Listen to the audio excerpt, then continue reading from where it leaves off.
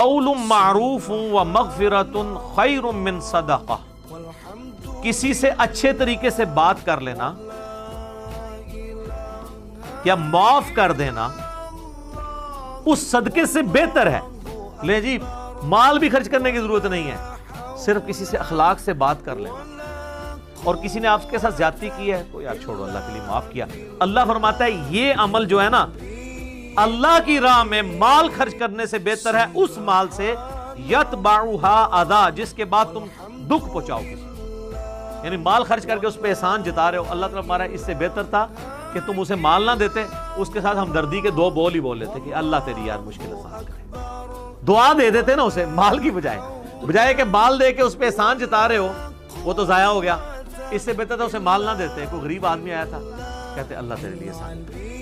اب دیکھیں یہاں لوگ جھڑک دیتے ہیں، پروفیشنلز کو بھی جھڑک نہیں آپ سکتے، یہ دعا دے کے رخصت کریں۔ میں نہیں کہتا پروفیشنل کو آپ ضرور دیں، البتہ کوئی ایسا پروفیشنل ہے جو معذور ہے پھر اس کو آپ دے سکتے ہیں۔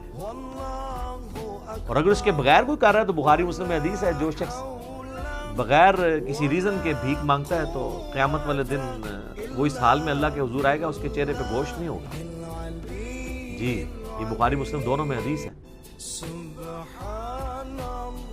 اور صحابہ کرام کہتے ہیں نبی علیہ السلام نے سوال کرنے کی اتنی ہمیں ترغیب دلائی کی، ممانعت کی کہ کسی سے آپ نے احسان نہیں لینا۔ کہتے ہیں ہم اتنا ڈر گئے کہ حالت یہ ہوتی تھی کہ اگر کوئی شخص گھوڑے پہ بیٹھا ہے نا اور اس کی چابک زمین پہ گر گئی ہے تو کسی سے نہیں کہتا تھا یار یہ اٹھا دے، کہ کہیں اللہ کے حضور سوال کرنے میں شمار نہ ہو۔ وہ نیچے اترتا تھا اٹھا کے اوپر۔ سر یہ سوال کرنا ہے، یعنی صحابہ کرام کے تقوی کا لیول یہ تھا، کسی کے آگے ہاتھ نہیں پھیلانا۔ اس میں کافی ساری حدیثیں ہیں، ان میں سے 5-6 بڑی کریٹیکل حدیثیں ہیں۔ جب وہ یہ ٹاپک کنکلوڈ ہو رہا ہوگا نا اگلی کلاس کے اندر، میں آپ کو وہ ترتیب سے وہ حدیثیں سناؤں گا۔ اس میں وہ حدیث بھی آئے گی، وہ جو نبی علیہ السلام کے پاس ایک غریب آدمی آیا تھا، ابو داؤد میں حدیث ہے، جس کو حضور نے کہا تھا تیرے گھر میں کچھ ہے؟ اس نے کہا جی 1 بوری ہے اور 1 پیالہ ہے، کچھ بھی نہیں۔ وہ پیالہ آپ علیہ السلام نے پھر کہا کون ہے جو خریدے؟ تو ایک نے کہا 1 درہم میں خریدتا ہوں، اب فرمایا اس سے زیادہ؟ دوسرے نے کہا میں 2 درہم میں خریدتا ہوں۔ نبی علیہ السلام نے وہ 2 درہم میں بیچا اس کا پیالہ، 1 درہم سے کہا یہ گھر میں کھانا ڈلواؤ، اور 1 سے آپ علیہ السلام نے کہا کہ کلہاڑا خرید کے، اس کا وہ جو اگلا حصہ لوہے کا تھا وہ خرید کے لایا۔ نبی علیہ السلام نے اپنے مبارک ہاتھوں سے اس میں دستہ ڈالا، کیا خوش نصیب۔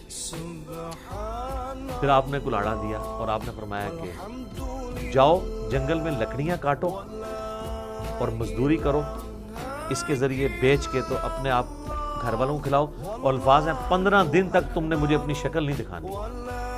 یہ نا ایک دن جیسا یہاں بھی ڈاکٹر سے لوگ دوائی لیتے ہیں، اگلے دن ہی پہنچ جاتے ہیں ڈاکٹر صاحب رام نہیں آیا۔